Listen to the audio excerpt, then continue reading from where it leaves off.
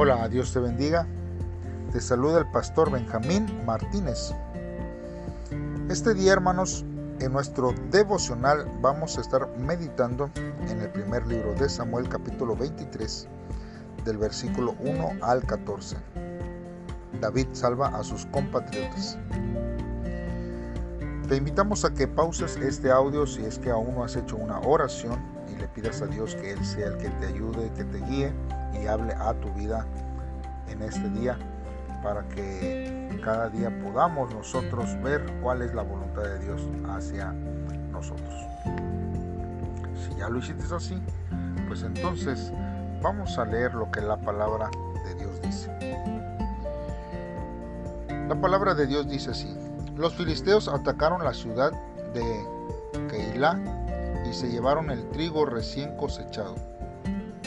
Cuando David lo supo, le preguntó a Dios: ¿debo ir a atacar a los filisteos? Y Dios le contestó: ve y atácalos, salva a la ciudad de Keilah. Sin embargo, los hombres que andaban con David le aconsejaron: no vayas. Si estando aquí en Judá, que es nuestra tierra, tenemos miedo, con mayor razón si vamos a Keilah y atacamos al ejército filisteo. David volvió a preguntarle a Dios si debía ir o no, y Dios le contestó: ya te dije que vayas, pues yo te ayudaré a derrotar a los filisteos. David fue con sus hombres a Keilah y peleó contra los filisteos. Los venció y les quitó sus rebaños. Así salvó a la gente de Keilah. Cuando le informaron a Saúl que David estaba en Keilah, pensó: Dios me está ayudando a atrapar a David. Se ha metido en una ciudad que se cierra con portones y candados y no va a poder escapar. Enseguida Saúl reunió a todo su ejército y se puso en marcha hacia Keilah para capturar a David y a su gente.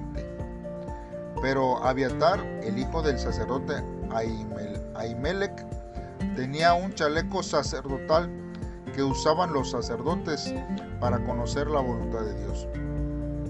Lo había llevado consigo cuando huyó de Saúl y se unió a David en Keilah. Cuando David supo que otra vez Saúl quería matarlo, llamó a Abiatar y le pidió llevar el chaleco. Entonces David le consultó a Dios: Dios de Israel, sé que Saúl va a venir a Keilah y que por mi culpa va a matar a toda la gente. Dime si esto es verdad. Es verdad, contestó Dios, Saúl vendrá. David volvió a consultar a Dios: ¿y la gente de Keilah nos traicionará? Así es, los traicionará, contestó Dios. Entonces David y sus 600 hombres se fueron de Keilah y empezaron a huir de un lado a otro. Cuando le informaron a Saúl que David se había ido de Keilah, ya no atacó la ciudad.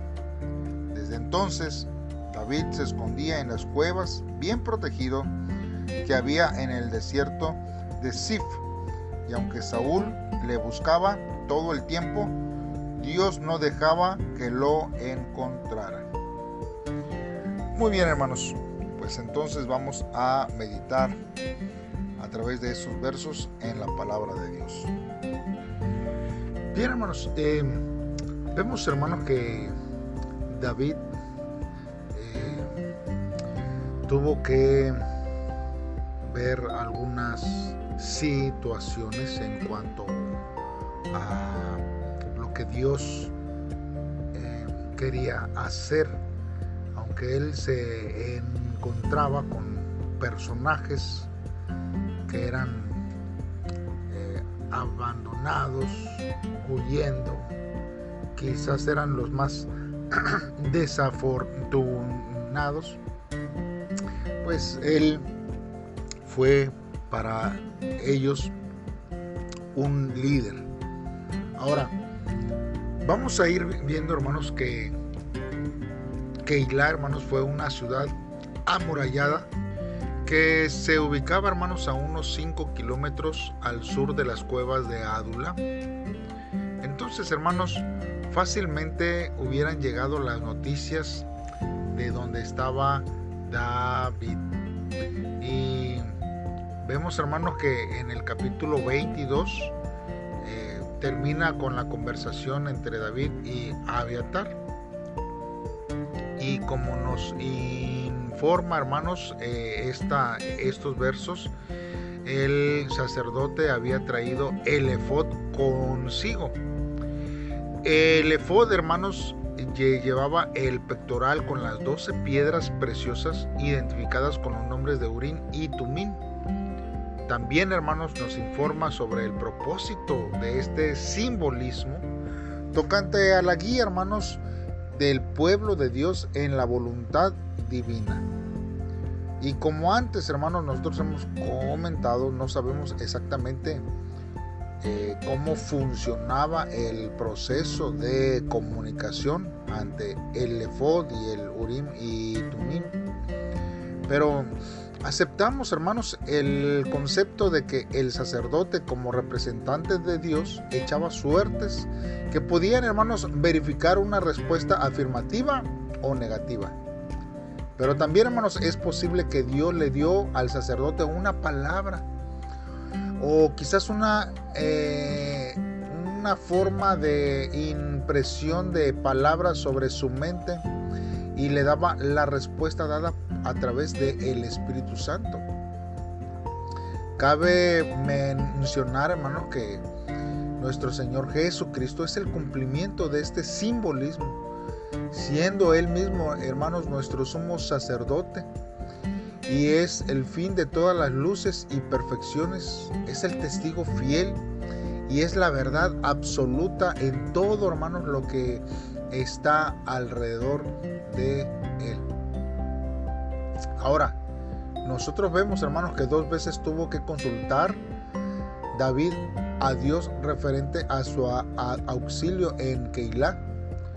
Los hombres de David, hermanos, se ven que son temerosos y cautan, hermanos, dudas al cumplimiento de lo que Dios ya le había hablado a David. Pero más sin embargo, hermanos, Dios le vuelve a confirmar y les da nuevamente las indicaciones.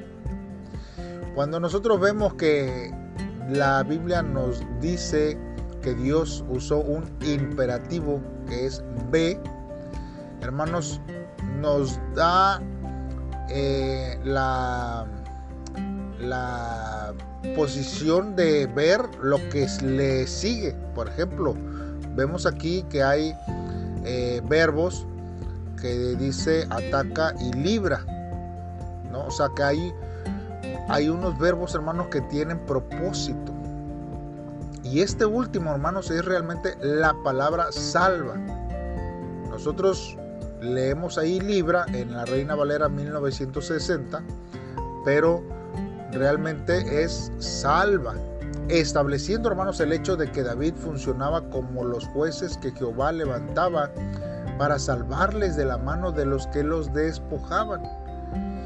Hermanos, esta salvación sería física, pero el Hijo de David vendría para salvar espiritualmente y para siempre.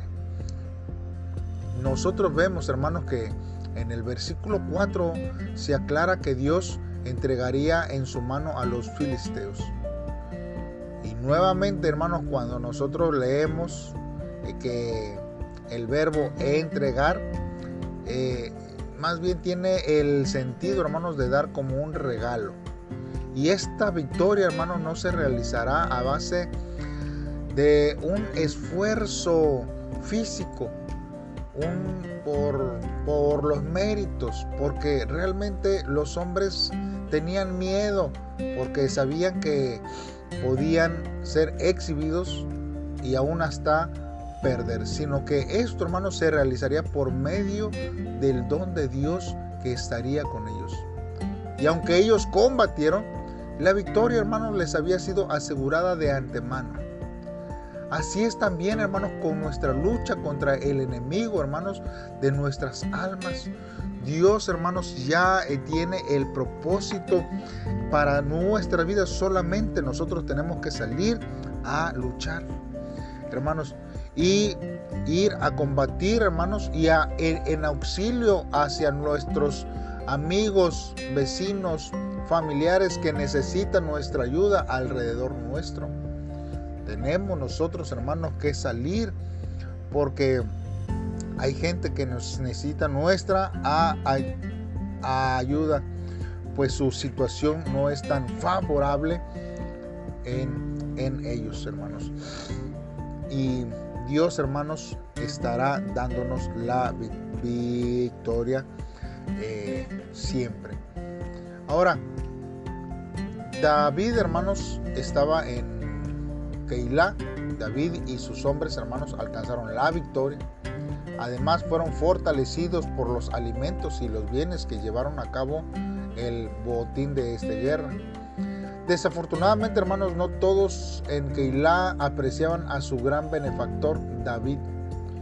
Otra vez, hermanos, David se encuentra en peligro y se entera de que Saúl está tramando un plan para atraparle. La palabra, hermanos, planeaba, que vemos en el verso 9, hermanos, viene más bien de un verbo que es forjar o fraguar. Y esto, hermanos, en referencia a los metales. Y es que se refiere a ello por la intensidad y esfuerzo con que Saúl estaba trabajando su plan de maldad. Cuando nosotros vemos, hermanos, a alguien que está trabajando un metal, necesita fuerza y necesita intensidad, necesita, no es algo que se pueda hacer fácilmente. Y esto, hermanos, da a referencia, hermanos, de que David se estaba esforzando intensamente para ejercer un plan malvado para atacar a David. Y es ahí, hermanos, que por medio de una consulta sacerdotal, David sabe que hay personas, hay líderes en Keilá que cederían, hermanos, a la tentación de entregar a David en manos de Saúl. Y aún estando, hermanos, en la voluntad de Dios, porque David obedeció, hermanos, a Dios, y vemos que no encuentra, hermanos, la gratitud de las personas que están alrededor de él. ¿Sabe que esto es algo parecido que nuestro Señor Jesús experimentó? Nosotros vemos en Lucas 17, en el versículo 17 y 18, cuando los 10 leprosos fueron limpiados, pero solamente uno regresó. Y Jesús le respondió y dijo: ¿no eran 10 los que fueron limpiados? ¿Y los 9 dónde están? No hubo quien volviese y diese gloria a Dios sino este extranjero. Hay veces, hermanos, que la gratitud, hermanos, viene solamente de la gracia y caracteriza la vida de los redimidos. Una persona que ha sido limpiada, transformada, hermanos, es agradecido. Hebreos 12:28 dice: así que recibiendo nosotros un reino inconmovible, tengamos gratitud y mediante ella sirvamos a Dios agradándole con temor y reverencia. Hermanos, tenemos que ser siempre agradecidos y no desagradecidos. Que Dios, hermanos, es el que pone esa forma de agradecer a los que nos presiden, a los que nos enseñan, a los que están, hermanos, arriba de nosotros. Nosotros, hermanos, tenemos que siempre vivir de una forma agradecida. Pero, hermano, es un hecho que muchas veces cuando nosotros hagamos buenas obras, muchas veces pasan inadvertidas y sin agradecimiento. Y a pesar, hermanos, de la llegada tan inesperada, hermanos, y bendecida y de fortaleza para salvarlos de la destrucción de su alimento, Son muchos los de Keilah que todavía miran a David como un rebelde contra el rey. Una imagen equivocada que solo se corregirá, hermanos, con el paso del tiempo, quizás para muchos lentamente. Y es ahí, hermanos, donde nosotros tenemos que entender que Dios, hermanos, es el que quiere obrar en nuestras vidas. Tal es el aspecto de los líderes que David tiene que retirarse al desierto, es decir, a un lugar sin habitantes donde solo algunos animales estaban ahí. Y no faltaban allí, hermanos, los lugares de difícil acceso, hermanos. El desierto de Sif, hermanos, quedaba a unos 20 kilómetros al sudeste de Keilah y todavía, hermanos, al sur de Hebrón, donde antiguamente había vivido Abraham. Hermanos, donde su lugar especial en este desierto se llamaba Ores. Hermanos, nosotros necesitamos ver que hay veces que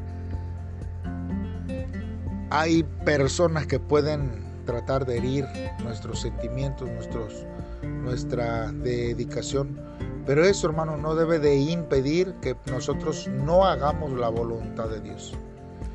A pesar de la manifestación que se levante en contra nuestra, nosotros tenemos que persistir y permanecer en obedecer a Dios. Pues si el Señor está con nosotros, ¿quién contra nosotros? ¿Quién se levantará en contra de Dios? Pues no hay, hermanos, poder alguno que pueda vencer el brazo poderoso de Dios. Hermanos, nosotros necesitamos continuar caminando en la brecha, hermanos, y aunque pareciera que nuestro trato sea injusto muchas veces, no debemos de desmayar, no debemos de desanimarnos, debemos de proseguir. Dios nos ha llamado a permanecer firmes en la meta que Dios nos ha puesto. Así que obedezcamos, aceptemos y hagamos las cosas con amor, porque Dios nos llama a vivir en amor unos con otros. Hagamos una oración. Padre, en esta hora estamos delante de ti, Señor, una vez más, como todos los días en estos devocionales. Ayúdanos, Señor, a vivir conforme a tu voluntad, Dios, y que podamos estar siempre en obediencia a ti. Dios, hay veces, Señor, que nuestros enemigos nos amenacen hacia nuestra vida, pero esto no importará, Señor, porque yo sé que tu protección es perfecta hacia mi vida siempre, Señor. Revélame, Señor, tu voluntad antes de tomar alguna decisión. Cuanto más imposible parezca, tu intervención y la oposición sea más fuerte. Seguiré clamando a ti, oh Dios. Por eso te pido que me des una fe más sólida para no ignorar las necesidades que se encuentran a mi alrededor y que yo pueda vivir conforme a tu palabra. Gracias, Señor, por tu voluntad a mi vida. En el nombre de Cristo Jesús te lo pido, Dios. Amén. Dios te bendiga, hermanos. Te invito a que me acompañes mañana en un devocional más, sabiendo que la palabra de Dios siempre nos ayuda a crecer, a madurar cada día. Dios te bendiga y bendiciones.